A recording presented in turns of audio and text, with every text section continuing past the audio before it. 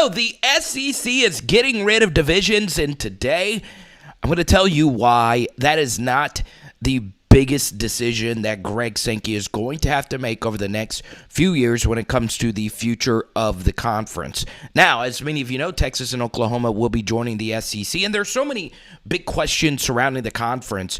Comment down below, would you prefer an 8-game conference schedule or a 9-game conference schedule? Now, I'm going to give you the pros and cons of both. But the first thing, obviously, about the divisionless SEC is that you may lose an annual matchup such as this one between Ole Miss and Alabama. But the truth is, the division thing doesn't really bother me too much. I know that there are a lot of people that love the SEC East and SEC West comparison every year.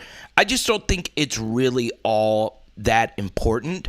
I think the biggest thing that's going to heavily affect the future of this product is the scheduling format. And I think there's two big questions surrounding the schedule format of the Southeastern Conference. So what you're looking at in the background here is highlights from last week's Georgia and Mississippi State game.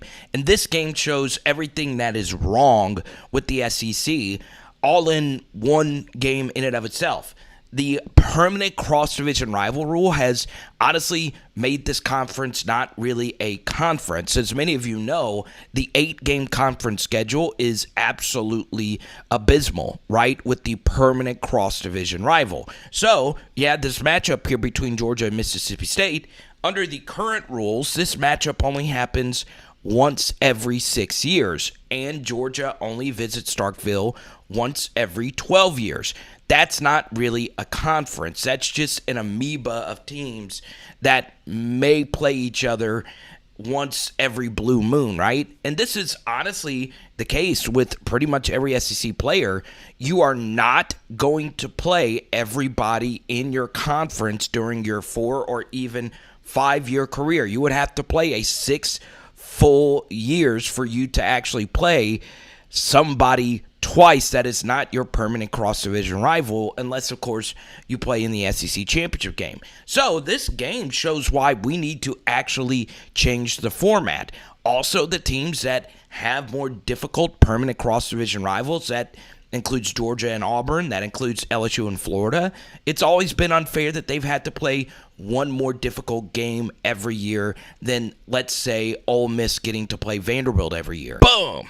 I'm looking at you. I know you've already subscribed and rang the bell, and if you love diehard SEC football content, film studies, power rankings, all the good stuff, please subscribe. We're so close to that illustrious 1,000 subscriber mark. Now, there is a reason why I'm playing LSU Arkansas highlights. It is something very personal to me, and it comes with a sacrifice. I'll talk about that in just a second. But the reason why I included the permanent cross-division rival thing is that at some point, the SEC is going to have to make a decision over who your permanents are going to be, right? So the reason why I included that whole spiel is that the permanent teams have just been way too many permanent teams, right? That's some of the downsides of having an SEC East and an SEC West division, is that you play the same six teams every year. And you also play someone from the other division every year, and that created a gross imbalance. So the first thing that's going to need to be discussed is who are your permanents, or your permanent, without an S, opponent going to be. Now, in a perfect world for someone like myself, I would love LSU and Arkansas to play every year for the battle for the Golden Boot. This rivalry means a lot to me because I actually grew up in Arkansas, but I am an LSU fan. Oh, you might lose this annual matchup. As much as I hate it, I am perfectly fine with it because it's going to make the SEC better and more equitable, right? And that is something that when they've been discussing this, as in the powers that be, the athletic directors, the commissioners, and whatnot, they want to play more teams annually. So because of that, there are going to be sacrifices made. Even though Arkansas views LSU as its biggest rival, LSU does not view Arkansas as one of its top 4 rivals, if we're being quite honest. So there's going to be some annual matchups that will be sacrificed.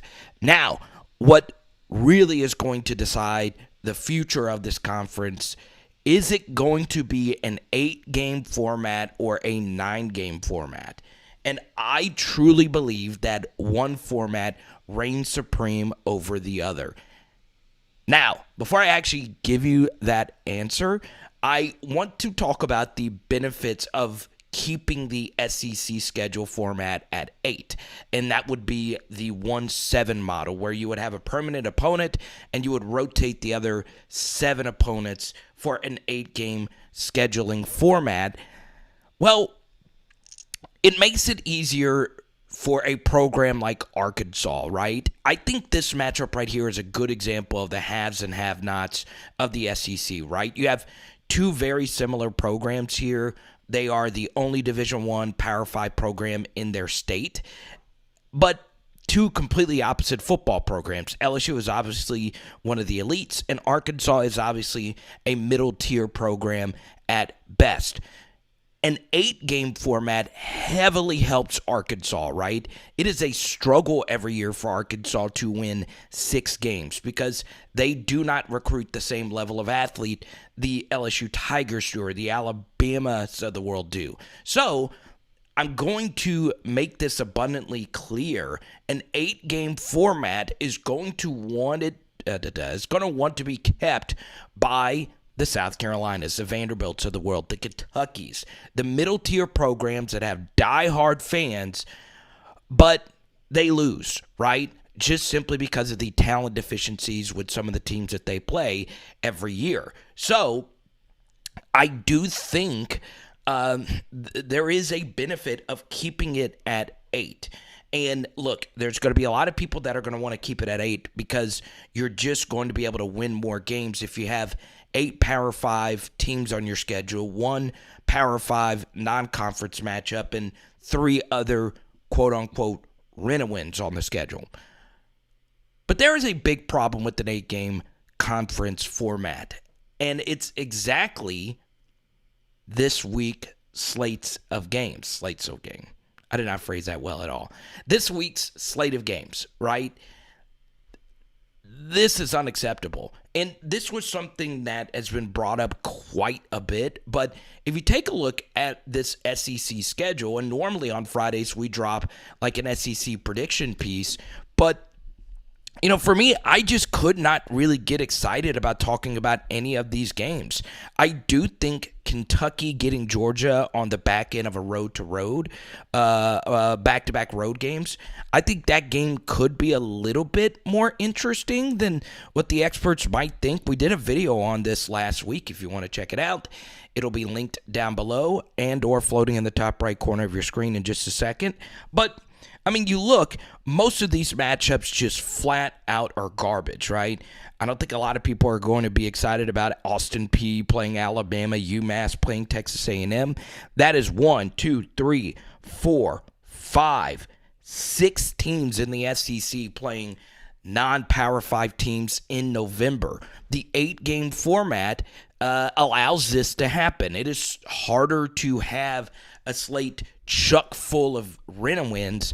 That is not what you want during this very crucial month of November. As many of you know, the final week of the year is normally rivalry week, a week where you're playing another Power 5 team. So a lot of teams like to schedule a win before it, right? So honestly, I want the 9-game format because it is something that will prevent this from happening. So I got to be honest, in protest, I'm not going to give you picks for this week's games because I am so sick and tired of these types of matchups just littering the SEC. Now, it's good for, the Arkansas of the world. It's good for Mississippi State to get an East Tennessee State on the schedule. So, that's a big win for Mississippi State, even though they're already at 6. They've had some close calls here or there, but that does help out like a Mississippi State if they needed that 6th win for bowl eligibility.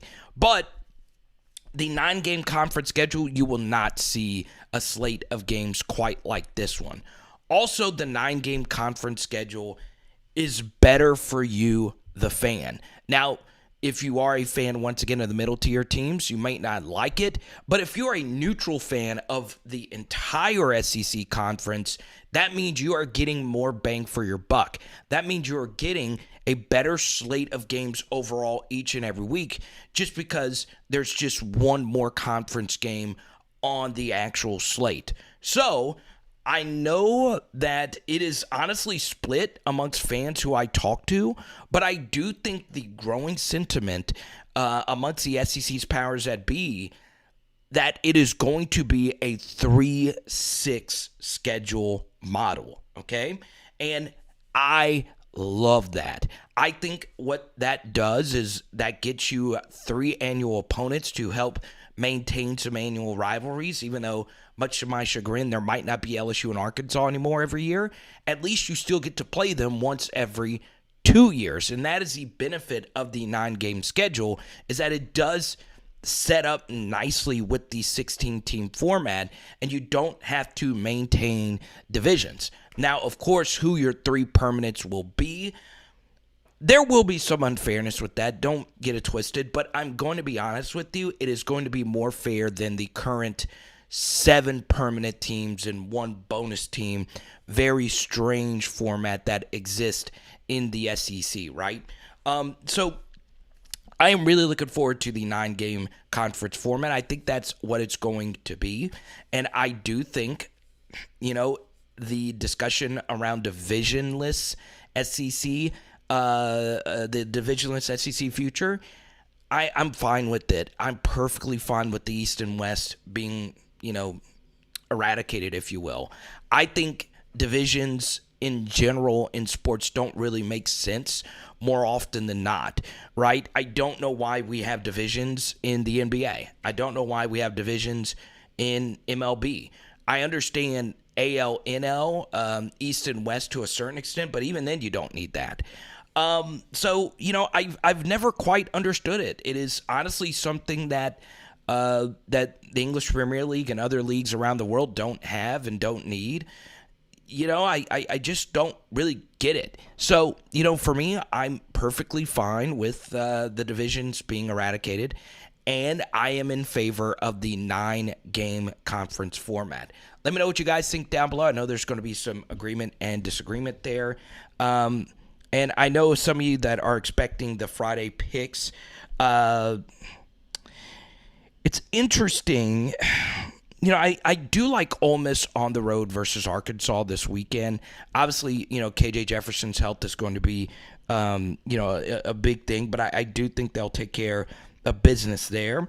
And maybe, I don't think Georgia and Tennessee will both blow out their opponents, right? I think Kentucky is, after, their program's worst loss under Stoops, I think they're going to come out and play really hard and not get blown out in this spot. I know I've backed Kentucky versus Tennessee, and they got blown out. And it's funny, I didn't really like Kentucky going into this year. But we'll see. But obviously, comment down below your thoughts on today's video. It is Power Hour SEC. Boom! And tonight, we're getting some chicken stir fry. Let's go!